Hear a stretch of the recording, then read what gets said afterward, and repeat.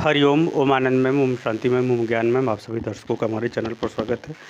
आज हम लोग बीएड सेकेंड सेमेस्टर के अंतर्गत जो पाठ्य योजना होता है, जो लेसन प्लान से संबंधित सूक्ष्म शिक्षण की गतिविधियों के अंतर्गत प्रस्तावना कौशल को हम लोग प्रस्तावना कौशल के संदर्भ में अध्ययन करेंगे। प्रस्तावना कौशल का अर्थ बताया जा चुका है। प्रस्तावना कौशल को हम दो ढंग से प्राप्त करते हैं। पहला है व्याख्यान के माध्यम से प्रस्तावना तक पहुंचना, अपने टॉपिक तक पहुंचना, या अपने टॉपिक का शुरुआती स्वरूप प्रस्तुत करना, या प्रश्न के व्याख्यान के माध्यम से या प्रश्न के माध्यम से अपनी टॉपिक तक पहुंचना, या अपने विषय वस्तु को संक्षिप्त रूप में प्रस्तुत करना। तो पिछले वीडियो में हमने बताया था आप लोगों को कि प्रस्तावना कौशल को व्याख्यान के माध्यम से कैसे प्राप्त करते हैं, कैसे पहुँचते हैं, कैसे प्रस्तुत करते हैं। प्रस्तावना का संक्षिप्त अगर हम अर्थ बात करें तो विषय वस्तु की प्रारंभिक प्रस्तुति, विषय वस्तु की प्रारंभिक प्रस्तुति या विषय वस्तु का प्रारंभ करने का स्वरूप प्रस्तावना कौशल होता है। सब अर्थ बताया जा चुका है। प्लेलिस्ट में जाइए, वहाँ से पढ़ के समझ के आइए, ताकि इस बात को आप अच्छी तरह से समझ सकें। तो आइए हम लोग देखते हैं प्रस्तावना कौशल के अंतर्गत जो व्याख्यान है, जिसका हम पूर्व ज्ञान से कोई रिलेट नहीं कर पाते हैं, या पूरा वह अवधारणा नहीं होती है, कोई विचारधारा उसमें नहीं होती है, तो ऐसी बातों को हम लोग प्रश्न के माध्यम से न ज्ञात करके व्याख्यान के माध्यम से ही उसके विषय में भूमिका बना करके प्रस्तुत करते हैं। जैसे आपको महाराणा प्रताप के विषय में पढ़ाना है। अब महाराणा प्रताप के तो वंशज कोई ज़्यादा हुए भी हैं या रहे भी हैं, तो उतना छात्रों को मालूम नहीं है। सबसे फेमस कौन है? महाराणा प्रताप। अब इनको पढ़ाना है कक्षा में, और पिछले कक्षा में वैसी चीज़ें हैं भी नहीं। तो अब इनके प्रति ध्यान आकर्षित करने के लिए हम कुछ शब्दों को छात्रों के सामने बोलेंगे, ताकि छात्र उस विषय को जानने की जिज्ञासा उनके अंदर उत्पन्न हो जाए। तो जो ऐसा कौशल होता है, ऐसे माध्यम से जब हम किसी विषय को प्रारंभ में प्रस्तुत करते हैं, तो वो प्रस्तावना कौशल का व्याख्यान स्वरूप होता है। तो जैसे अब इसको ऐसे बोलेंगे, जैसे हिंदू शासकों में एक महत्वपूर्ण शासक थे, जिन्होंने युद्ध में हार के बावजूद भी सनातन धर्म या हिंदू धर्म की गरिमा को बरकरार रखा। ऐसे महत्वपूर्ण राजा का नाम है महाराणा प्रताप। अतः आज हम लोग महाराणा प्रताप के विषय में अध्ययन करेंगे। ऐसे बोल करके आप टॉपिक को ब्लैक बोर्ड पर लिख के पढ़ाना शुरू कर दीजिए। जो भी पढ़ाना हो, जीवन परिचय है, उनके संघर्ष है, या उन युद्ध के परिणाम में जो कुछ पढ़ा सकते हैं। या इसको आप ऐसे भी बोल सकते हैं, अकबर के सम्मुख सबसे महत्वपूर्ण चुनौतियों में जो शासक रहे हैं, वे शासक युद्ध में अकबर से हार के बावजूद भी अपने सम्मान और अपने स्वाभिमान के खातिर अकबर की अधीनता नहीं स्वीकार किया, बल्कि वह हिंदू धर्म के अनुसार या हिंदू धर्म के लिए या सभी हिंदुओं के लिए सम्मान और प्रेरणा के स्रोत के रूप में जाने जाते हैं, जिसका नाम है महाराणा प्रताप। आइए आज हम लोग महाराणा प्रताप के विषय में अध्ययन करेंगे। ऐसा बोल कर के पढ़ा सकते हैं। तो इतिहास में ऐसे ज़्यादातर मिलते हैं कि उसके संदर्भ में हम कोई पूर्व की कोई भूमिका नहीं बना पाते हैं। तो उसके जो महत्वपूर्ण उसका एक्टिविटीज़ रहा, जो महत्वपूर्ण उपलब्धि रही, जो उसका महानता रहा, उसी का हम भूमिका बना करके 4-5 लाइन में बोलते हुए 10 लाइन में बोलते हुए हम अपने विषय को प्रस्तुत करना शुरू कर देते हैं। तो इसको जो है हम क्या कहेंगे कि ये प्रस्तावना हमने प्राप्त किया, लेकिन किसके माध्यम से? व्याख्यान के माध्यम से। तो इसमें जो है व्याख्यान में क्या होता है कि शिक्षक ही बोलेगा, विद्यार्थी सिर्फ सुनेगा। अगला जैसे गुणा, अगर आप मैथ पढ़ा रहे हो तो गुणा में कौन सी भूमिका बनाओगे? तो जैसे है, अब गुणा के बारे में बताना है।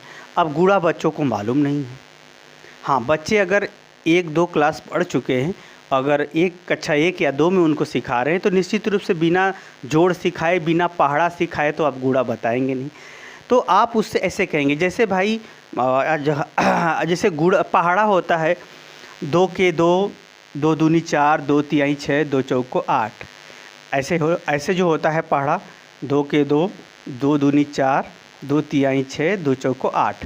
अगर इसको ध्यान से देखो तो 1, 2, 3, 4, इसमें हमने क्या किया?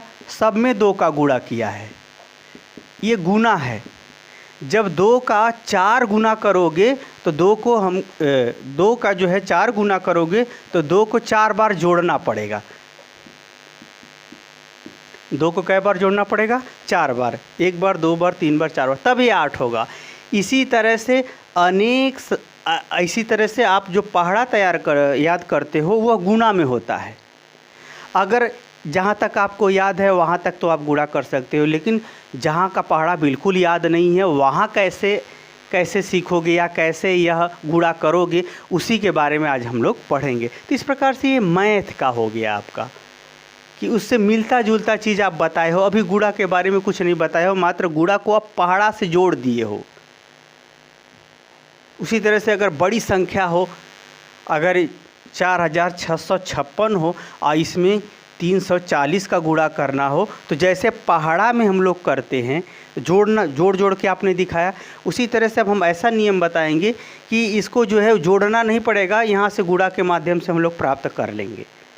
तब वह गुणा सीखने के लिए लालायित हो जाएगा कि जहाँ तक हमको याद है वहाँ तक तो हो जाएगा, जहाँ नहीं याद है वहाँ कैसे गुणा करेंगे, तब वह सीखने के लिए तैयार हो जाएगा। इस प्रकार से छोटी छोटी बातें व्यवहारिक बातों से जोड़ करके उसको हम सिखाने का प्रयास करेंगे। जैसे गुणा, इसकी भूमिका बन गई, इसका जो है प्रस्तावना बन गया व्याख्यान के माध्यम से। उसी तरह से है इलेक्ट्रिक बाइक की बात आती है। अब इलेक्ट्रिक बाइक के पहले तो पेट्रोल वाली बाइक है, जिससे सब लोग परिचित है।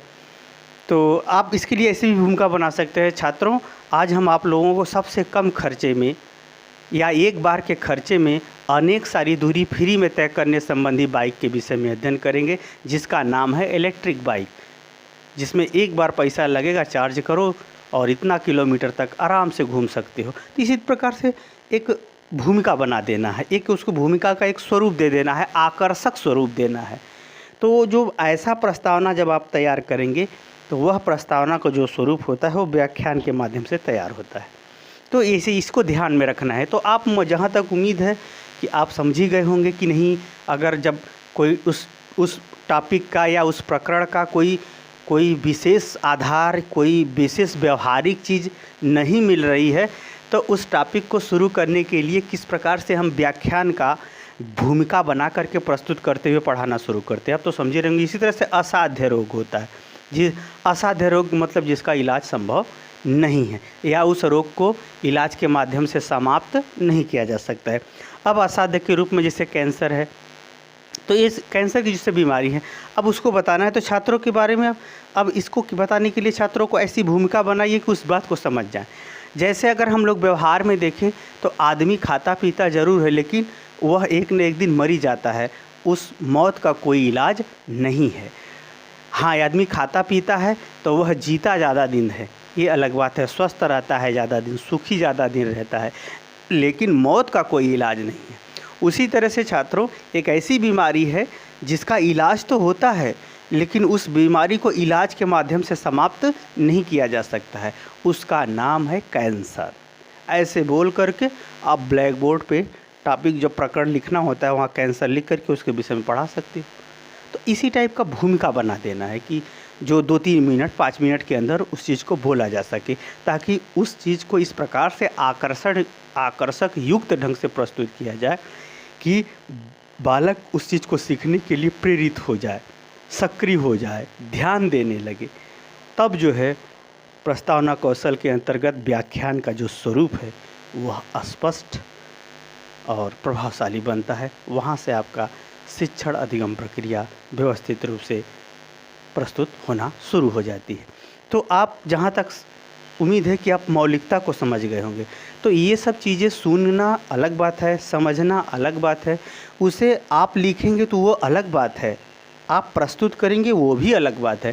तो ये सब चीज़ें अगर आप समझ गए हैं तो अभ्यास आपको करना कंपलसरी है, क्योंकि अगर सुनना ही पर्याप्त होता तो लिखने की ज़रूरत क्या। अगर लिखना, सुनेंगे और लिखेंगे तब आप बोलेंगे, तब सफल हो पाएंगे।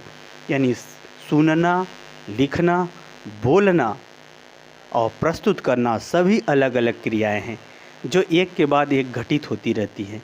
तो आप ऐसा ये तो मैंने मात्र यहाँ पर जो बीएड का जो सिलेबस मैं पढ़ा रहा हूँ आपको समझने की योग्यता दे रहा हूँ कि आप अपने दायित्व को समझिए, उसके अनुसार अभ्यास कीजिए।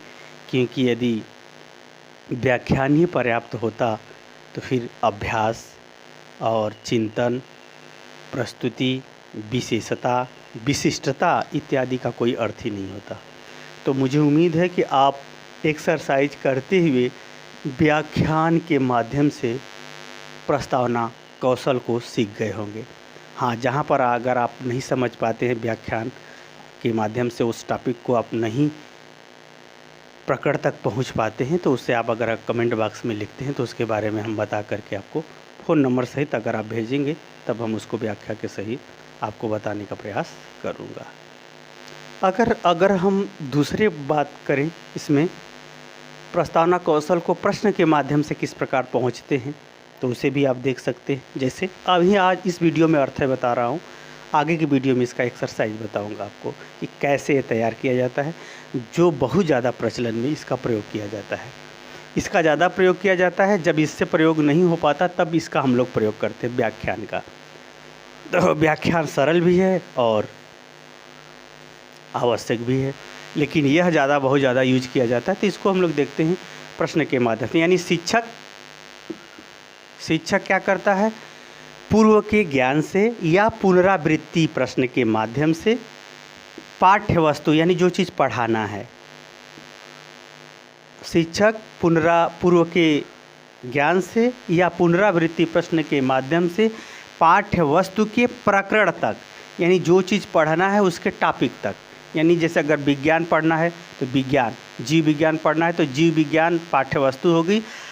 तो यानी शिक्षक जो है छात्रों के पूर्व ज्ञान से या पुनरावृत्ति प्रश्न के माध्यम से विषय वस्तु के प्रकरण तक प्रश्नों के माध्यम से जब भूमिका बनाता है तो उसे हम क्या कहते हैं, प्रस्तावना कौशल के अंतर्गत प्रश्न कौशल कहते हैं। यानी प्रश्न कौशल से प्रस्तावना तक पहुंचने की गतिविधि करते हैं। इसको फिर से देखिए, शिक्षक द्वारा पूर्व के ज्ञान से या पुनरावृत्ति प्रश्न के माध्यम से विषय वस्तु या पाठ्य वस्तु के प्रकरण तक पहुंचने के लिए जो भूमिका बनाता है उसे हम कहते हैं प्रश्न के माध्यम से प्रस्तावना कौशल कहते हैं।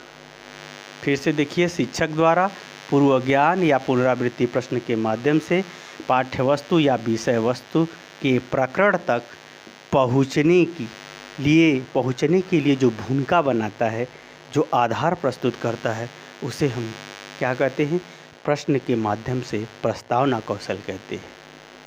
तो इसका अर्थ आप लोग समझ गए होंगे। जब इसका एक्सरसाइज कराएंगे तो आप आराम से पहुंच जाएंगे। जैसे आपको पढ़ाना है कि खेती के बारे में, कृषि के बारे में आपको पढ़ाना है, तो सुन लीजिए।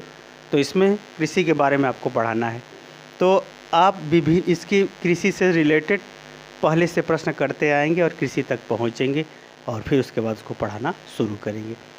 हालांकि आप सुन लीजिए, जैसे ये कहा जाए कृषि के बारे में आपको पढ़ाना है तो जैसे उससे प्रश्न करेंगे जाते ही क्लास में कि हम लोग कौन कौन सा अन्न खाते हैं, तो बच्चे बताएंगे गेहूँ चावल जो भी बताएंगे, ठीक।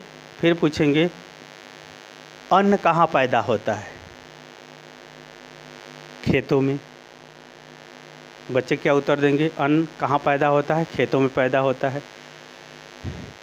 खेती कौन करता है, किसान। खेती कौन करता है, किसान करता है। अभी नहीं, इसका थोड़ा सा और विशेष दूसरे रूप में आप देखिए ऐसे कि इसको देखिए, अगर ऐसे प्रश्न बनेगा इसमें एक ऐसे देखिए कि पहला प्रश्न तो ये बन जाएगा कि हम लोग कौन सा अन्न खाते हैं, तो अन्न का उत्तर मिलेगा। दूसरा प्रश्न बनेगा ऐसे देखिए जैसे माता हम लोगों के लिए घर में क्या बनाती है, माता हम लोगों के लिए घर में क्या बनाती है, तो बच्चे आराम से उत्तर देंगे भोजन। अच्छा, भोजन में कौन कौन सा अन्न खाया जाता है, तो बच्चे आराम से उत्तर दे देंगे, गेहूँ चावल सब बता देंगे, ठीक है। फिर तीसरा प्रश्न हो जाएगा, गेहूँ चावल जो अन्न है कौन उगाता है, किसान। किसान उगाता है। कौन उगाता है, किसान। चौथा क्वेश्चन हो जाएगा किसान कौन सी खेती, किसान का कार्य क्या है, खेती करना। खेती करना। अब कृषि तक पहुंच गए। तो इस प्रकार से 4 क्वेश्चन वो पूछेंगे हम उससे, एकदम छोटे और शॉर्ट में पूछेंगे कि माता घर में क्या बनाती है? भोजन। और भोजन में हम लोग कौन सा अन्न खाते हैं? अन्न बताएगा बच्चा। फिर अन्न को कौन उगाता है? किसान। और किसान क्या करता है? कृषि का कार्य करता है। कृषि क्या है? यहाँ समस्यात्मक प्रश्न 5वां बन जाएगा। अब वहाँ से अध्यापक क्या करेगा? पढ़ाना शुरू करेगा। इस प्रकार से जो है ये प्रश्न के माध्यम से टॉपिक तक पहुँचने का प्रयास किया है। और ये सब चीज़ें व्यवहार से जुड़ी है, इसलिए बच्चे उस पर ध्यान भी देंगे और इस प्रकार से बोलते हुए अपने टॉपिक को पढ़ाने में वो सफल हो जाएगा। तो इसको और एक्सरसाइज के माध्यम से व्यवस्थित रूप से बताऊँगा अगले वीडियो में। आज के लिए इतना ही। हरिओम।